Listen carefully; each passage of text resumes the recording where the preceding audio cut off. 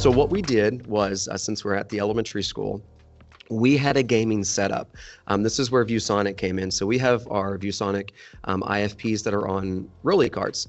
And so I developed a gamer backpack that was less than $1,000 that could support a team of 4. That includes 2 games, the controllers, the charging port, like all the things that we would do that you see in the picture. And so then what would happen is that gaming backpack could be used to be set up on any IFP in any room. And if we wanted to, and I'll show you for the next one, we actually did 2 different scenarios.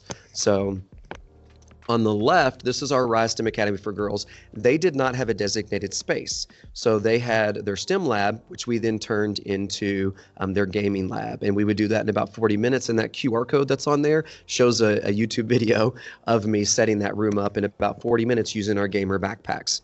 We eventually taught the kids how to do that, and that became a responsibility piece for them, cleaning up and setting up their gaming space. And we would just wheel those IFPs from the surrounding classrooms right in, plug everything up, play, and then roll them back out.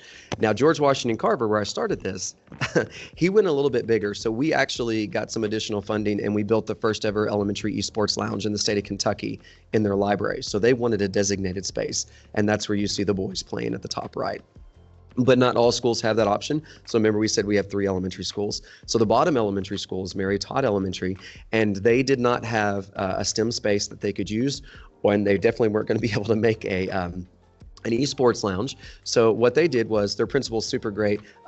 Their teaching lounge is where they stored everything. So after school, the teacher's lounge turned into their gaming space, so where they would have their meetings and stuff. So like the big table and everything. And we have 2 IFPs already in there. And their team was a team of 8, which is perfect for our 2 IFP setup. And so it worked out great.